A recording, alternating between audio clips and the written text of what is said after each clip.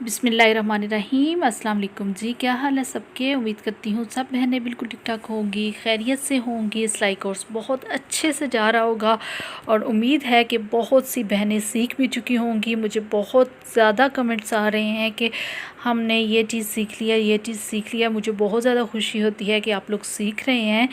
तो आज की वीडियो भी बहुत ही ज़्यादा ख़ास है। आज हमारा 15 लेसन है, बेसिक का लास्ट लेसन है। फिर भी इंशाल्लाह कंटिन्यू रहेगा ये कोर्स और आपको साथ साथ बताती रहूँगी, सब चीज़ें आपके साथ शेयर करती रहूँगी। तो आज की क्लास बहुत ज़्यादा अहम होगी, तो आपने ज़रूर वीडियो को देखना है एंड तक। तो यहाँ पे मैं गई थी सिलाई सेंटर हमारे, तो मैंने शॉर्ट सी वीडियो बनाई थी आपके लिए कि आपको दिखा सकूं कि देखिए आपकी तरह और भी बहुत सी लड़कियां हैं जो काम कर रही हैं, सीख रही हैं और उनको कुछ ही दिन हुए हैं, न्यू हैं, बिगनर्स हैं और देखिए कितना अच्छा वो काम कर रही हैं। तो इसलिए मैंने शॉर्ट सी वीडियो आपके लिए बनाई, ये सिर्फ आपको दिखाने के लिए। इंशाल्लाह फिर कभी डिटेल के साथ मैं ये इस पे वीडियो बना के आपको दिखा दूंगी अगर आप लोग ये देखना चाहते हैं। आज की वीडियो में होगा बहुत सारी टिप्स होंगी, टोटके होंगे सिलाई के, वो शेयर करूंगी। ये सिर्फ आपके साथ शेयर करने के लिए, आपको मोटिवेट करने के लिए मैंने शॉर्ट से वीडियो बनाई थी। तो यहाँ पे सबसे पहले टिप आपको मैं देती चलूँ। अगर आप सिलाई जब कर रही होती हैं तो धागा आपका कम पड़ जाता है, समटाइम्स ऐसा होता है, फिर आपको समझ नहीं आ रही होती, बार बार आपको अलग से डालना पड़ता है धागा, ऊपर भी नीचे बोबिन में भी। तो आप ये कर लिया करें कि उसको गिरा लगा के सेट कर लिया करें। एक ही गिरा लगाएं, क्योंकि ज़्यादा लगाएंगी तो मोटा हो जाएगा धागा, तो वो टूटेगा। एक गिरा लगा के उसको टाइट कर और अगेन आप बोबिन में भर लीजिए धागे को जितना आपको चाहिए। और ऊपर जब नलकी का काम पड़ रहा हो तो वहाँ पे भी आप यही तरीका कर सकते हैं, ठीक है। हाँ जी, तो अब आ जाते हैं मशीन के टूल्स की तरफ और जो आपके पास सिलाई का सामान पड़ा होता है उन सब चीज़ों की तरफ। तो आपने इन सब चीज़ों को भी अच्छे तरीके से मैनेज करके रखना है।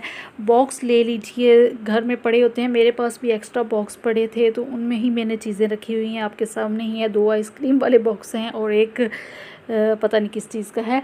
तो इनमें मैंने अपनी चीज़ें रखी हुई हैं। आप भी इसी तरह से अपनी चीज़ों को सेट करके रखें ताकि आपको ढूंढने में मुश्किल ना हो। जब भी आपको कुछ चाहिए हो तो आप इजीली वहाँ से ले सकें, ठीक है।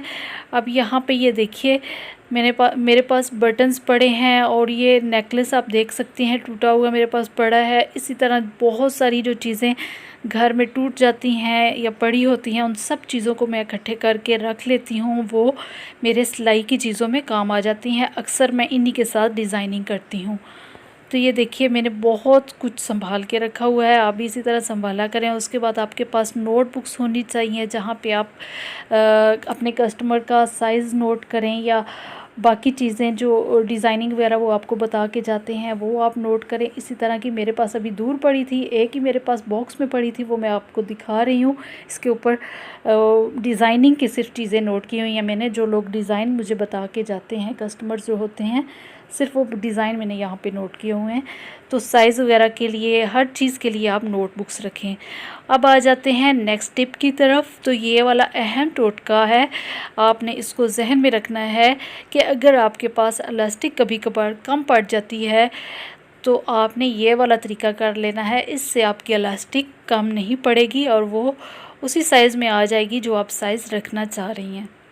अब ये देखिए इलास्टिक कम थी यहाँ पे, तो हमने एक कपड़ा लगा लेना है इसके साथ, ठीक है। इस तरह से अटैच कर लीजिए, एक तरफ सिलाई लगा लें। अब दूसरी तरफ भी आपने जितना आपको फैब्रिक चाहिए, जितना आप इलास्टिक ज़्यादा रखना चाह रही हैं या कम रखना चाह रही हैं, उस हिसाब से आप यहाँ पे सेट कर लीजिए कपड़े को और फिर वहाँ पे भी आप इसको स्टिच कर लीजिए और इसको अच्छी तरह से पक्का कर लीजिए। ये देखिए इस तरह से। ये तब आपने करना है जब आपने ट्राउज़र में इलास्टिक डाल लेना है, उसके बाद ये वाला तरीका होता है, ठीक है। आपको सिर्फ समझाने के लिए मैं बता रही हूँ कि आप ये वाला टोटका कर सकते हैं, परेशान होने की ज़रूरत नहीं है अगर आपकी इलास्टिक कम पड़ रही है तो। अब आ जाते हैं नेक्स्ट टिप की तरफ। तो ये देखिए आपके पास पुराने बटन पड़े होते हैं। मैंने जैसे कि पीछे आपको बताया कि मेरे पास बहुत सी पुरानी चीज़ें पड़ी हैं, इधर उधर से जो मुझे मिलती हैं उठा के मैं अपने पास संभाल लेती हूँ। उन चीज़ों को मैं वेस्ट नहीं करती, तो उनको किसी काम ले आती हूँ। तो ये देखिए अगर आपके पास बटन नहीं है और आपको लगाने हैं किसी ड्रेस पे और मैचिंग आपको बटन्स चाहिए, तो आप खुद से बटन्स घर पे तैयार करके लगा सकती हैं। तो ये वाला आप तरीका कर सकती हैं। कपड़े के बटन बना लीजिए, सेम वही कपड़ा ले लीजिए जो आपके ड्रेस का है, या फिर कंट्रास्ट में, या जिस तरह भी आप बेहतर समझें जो आप लेना चाहें। मतलब आप पुराने बटन्स के ऊपर कोई भी मैचिंग लेके कपड़ा, तो आप इसको इस तरह से तैयार कर सकती हैं। और लगाने का तरीका भी मैं थोड़ा सा समझा देती हूँ शॉर्ट सा, कि आपने इस तरह से बटन को हर तरह से सेट कर लेना है। पिछली साइड की तरफ भी जो उल्टी साइड है वहाँ से भी आप उसके स्टिचेस लगा के उसको पक्का कर लीजिए, और ऊपर की तरफ भी बटन के साथ साथ आपने उसको लगा के सही तरह से पक्का कर लेना है और अटैच कर लीजिए बटन को। और ये दूसरा भी मैंने तैयार करके आपको दिखा दिया है। इसी तरह से आप बहुत सारे बटन्स बना के अपने पैसे भी बचा सकती हैं और बाज़ार के बार बार चक्करों से भी बच सकती हैं। अब नेक्स्ट आ जाते हैं जोड़ की तरफ। तो अगर आपका कहीं पे भी जोड़ आ रहा है, शर्ट में आ रहा है, शलवार में कहीं पांचे की तरफ आ रहा है, या कहीं पे भी आपका बाजुओं पे आ रहा है, या छोटी बच्चियों के अक्सर फ्रॉक बनाए जाते हैं उन पे जोड़ अक्सर डलते हैं, तो आपने उसके लिए ये वाला तरीका हमेशा से करना है। स्टेयर लेस, जॉइंट लेस या सीढ़ी लेस भी इसको कहा जाता है, ये अपने पास रखा करें। हर कलर में ये मिल जाती है, तो इसको इस तरह से अटैच कर लिया करें। जोड़ आपका नज़र नहीं आएगा, उल्टा वहाँ पे खूबसूरती आ जाएगी और वो प्यारा लगेगा, डिज़ाइनिंग हो जाएगी। ठीक है, कलर्स में भी ये वाली लेस मिल जाती है, तो इसको अपने पास रख लिया करें। इतनी महंगी भी नहीं है, बहुत सस्ते में ये मिल जाती है। सही हो गया। अब नेक्स्ट आ जाते हैं लेस की तरफ। तो लेस लगाने का आपको छोटी सी एक टिप देती चलूँ। अगर आपको कपड़े के ऊपर डिज़ाइनिंग थोड़ी सी करनी है और आप चाहती हैं कि आपकी लेस भी अच्छे तरीके से लग जाए और कपड़ा भी आपका ज़ाया ना जाए, तो आपने ये वाला तरीका करना है। सबसे पहले लेस को लगा के एक सिलाई लगा लीजिए, जैसे मैंने लगा ली थी। अभी आपने उसको इस तरह से फ़ोल्ड कर लेना है और इसके ऊपर एक और सिलाई लगा लीजिए। इस तरह बहुत ही प्यारी आपकी लेस लग जाएगी। और ये वाला तरीका भी आप कर सकते हैं, लेकिन इसमें आपका कपड़ा ज़्यादा वेस्ट हो जाएगा। तो ये जो आपको बता रही हूँ लेस वाला तरीका, इसमें आपका कपड़ा ज़ाया नहीं होगा। इतना होगा कि जितनी आपकी पिन टक्स डलते हैं हल्की सी सिलाई आएगी। ठीक है, ये देखिए बहुत ही प्यारी इस तरह से आपकी लेस लग जाएगी और आपका कपड़ा भी ज़ाया नहीं होगा। तो अब आ जाते हैं नेक्स्ट टिप की तरफ। तो यहाँ पे आप देखिए कि पाइपिंग अगर आप लगा रही हैं और आपके पास ये वाला पाँव नहीं है, जो आपको मैंने पिछली वीडियो में भी बताया था कि मस्ट होता है पाइपिंग लगाने के लिए, अगर आपके पास ये नहीं है तो आप ये वाला तरीका कर लीजिए कि पाइपिंग आप ले लें पतली डोरी वाली, या उसके अंदर जो डोरी है उसको निकाल लीजिए। ठीक है, पतली सी होती है वो निकाल लीजिए, या फिर पाइपिंग ऐसी रख लें जो पतली डोरी वाली मिलती है, वो इजीली आम मशीनों पे लग जाती है। अब ये देखिए मेरे पास भी पतली डोरी वाली पाइपिंग है, तो इसको आराम से हम जो नॉर्मल हमारे पास आम मशीनें हैं तो उस मशीन पे हम ये लगा सकते हैं। ठीक है, ये देखें कितनी प्यारी ये लग रही है आराम से। तो ये वाली लेस आप बगैर पाइपिंग के पाँव के भी लगा सकते हैं। ठीक है,